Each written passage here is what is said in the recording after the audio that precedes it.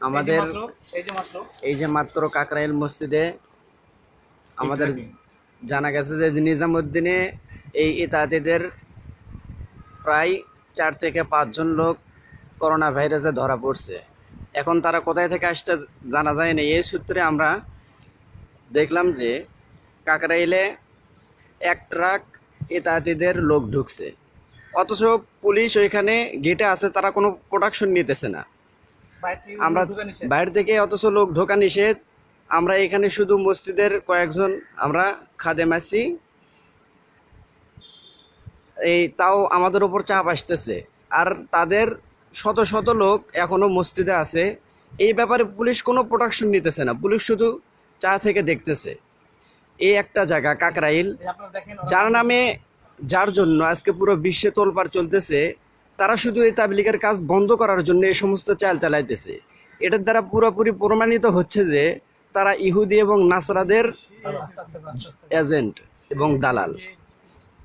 আপনারা ভালোভাবে লক্ষ্য করুন, দেখেন নামতেছে, আবার মালামাল নিয়ে নামতেছে। তাদের পুরোপুরি একটা প্ল্যান যে এইখানে তারা আমাদের যে আরও সামনে 4 সপ্তাহ আছে ওটাকে তারা হস্তান্তর করার জন্য এই সমস্ত প্ল্যান চালাইতেছে, এই সমস্ত কর্মকাণ্ড চালাইতেছে। অথচ তাদের মাত্র আর 1 দিন বাকি, তারা পুরোপুরি প্ল্যান করে এখানে আসতেছে। আমি সরকারকে পুরোপুরি এই ব্যাপারে পদক্ষেপ নেওয়ার জন্য আমি পুরোপুরি অনুরোধ জানাইতেছি।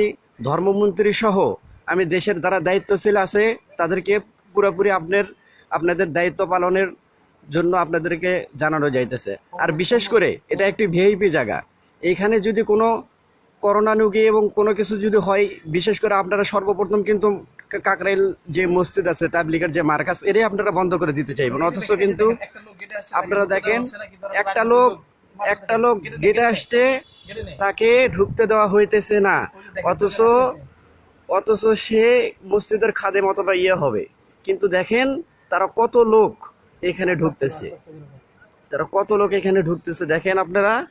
হ্যাঁ, আবার আমাদেরকে দেখেন, এই দেখেন আমরা এখানে ভিডিও করতেছি দেখে আমাদেরকে দেখানো হইতেছে এবং আমাদের ব্যাপারে পুলিশকেও সম্ভবত জানানো হইতেছে, এই ব্যাপারে প্রোটেকশন নেওয়ার কথা বলতেছে। অথচ কিন্তু দেখেন এখন দেখে দেশের পরিস্থিতিটা কি রকম ভয়াবহ।